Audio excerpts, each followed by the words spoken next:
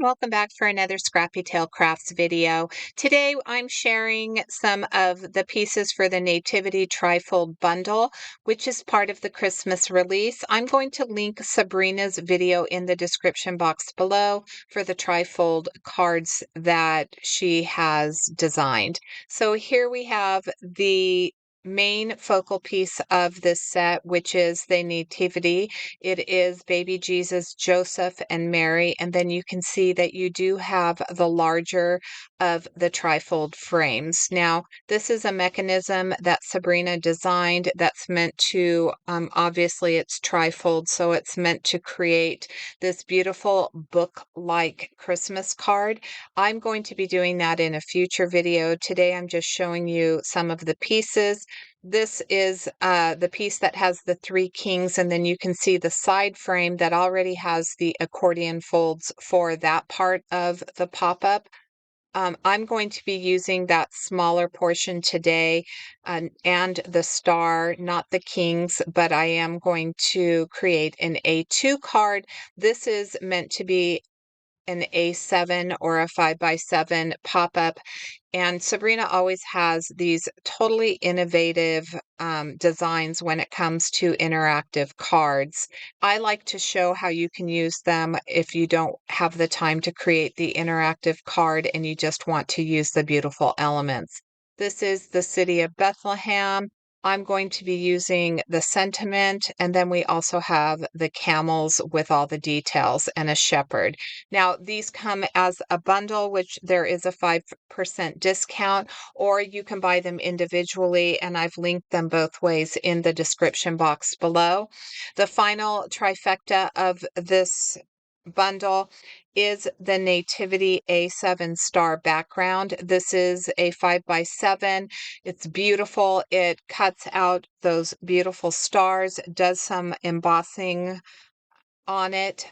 I am going to be using it with one of the frames, not this one, but I did want to show you that you could cut the frame out and then you could run it through your die cutting machine with the star background and create a beautiful background with that. I'm going to be sandwiching an oval with this mirrored cardstock. So I have this beautiful Tonic Studio Blue mirrored cardstock. I will cut one of these mod ovals from white cardstock, and then I'll cut it a second time from mirrored cardstock, and then the white layer, I will use that star background to get the beautiful stars and have that mirror underneath. So you're going to see what that looks like here in just a moment. I didn't have the trifold yet. It is on its way. So as soon as I get that, I will try to get a video up as soon as I can showing how that trifold works. So unfortunately, I had a corruption in my video, so I didn't have the footage where I put these together, but I did just kind of walk you through that. I cut one A7 card background from the mirrored cardstock and the star background, and then I glued it to a top folding card base. I used the frame from the three kings. I cut off the sides and a little bit of the bottom, but I need to trim it down a little bit more so it fits on my A2 card base. What I did is just fit it where I wanted it on the card front, and then I turned it over, used a pencil to draw a line, and I'm using my paper trimmer to cut it down in size. I'll do the same thing with that modern oval. I want that oval to fit in the center where that frame is.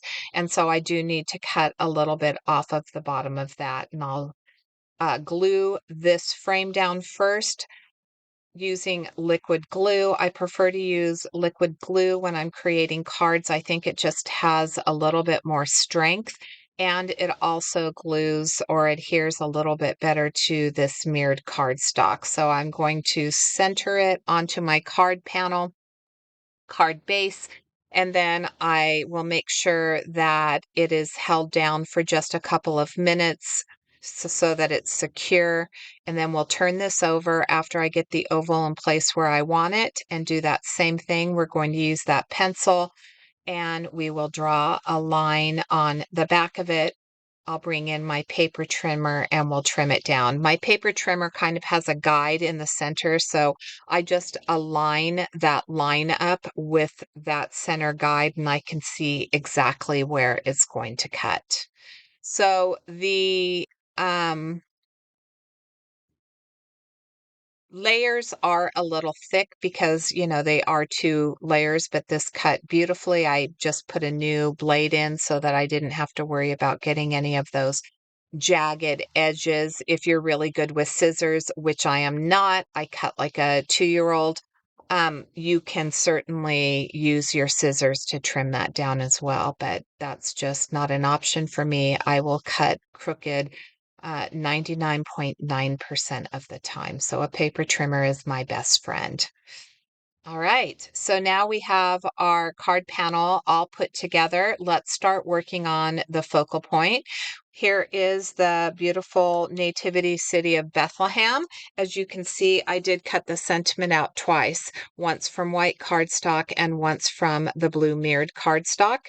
There is a shadow that you can use to adhere the sentiment to. Unfortunately, I'm only using the top third of the sentiment. So there's 3 little pieces. The first portion of the sentiment, the word and then the second portion of the sentiment.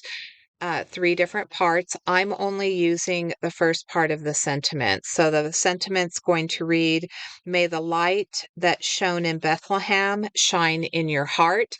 Because I'm only using part of the sentiment, that shadow piece doesn't work, which is why I'm adding dimension to this. I want this to pop off of my card.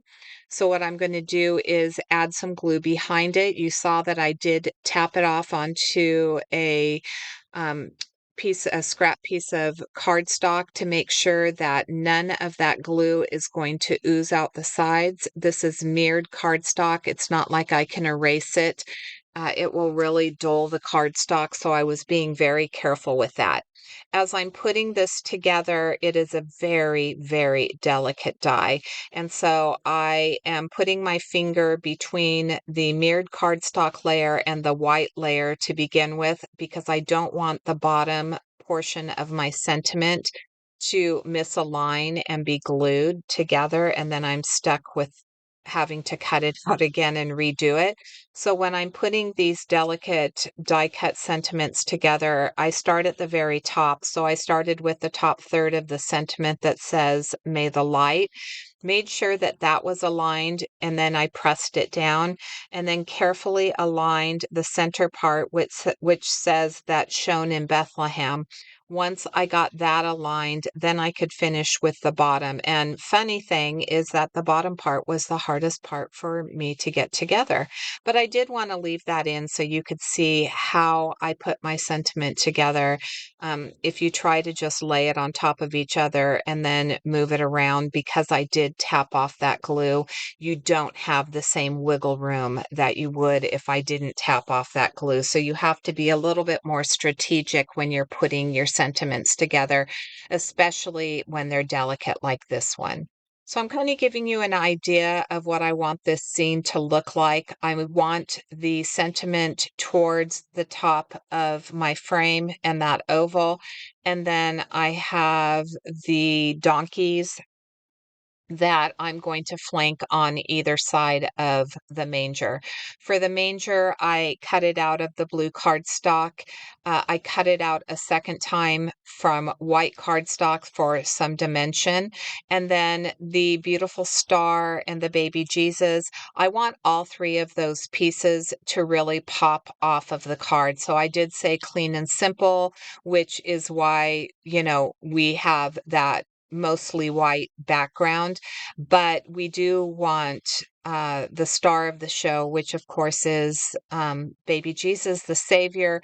and the star to stand out on our card. So I'm going to layer these two pieces together. That's the manger and then the baby Jesus. There's a little slit in that manger. So for the mirrored cardstock, I went ahead and slipped baby Jesus in, and then I sandwiched him in behind, adding that white cardstock from behind.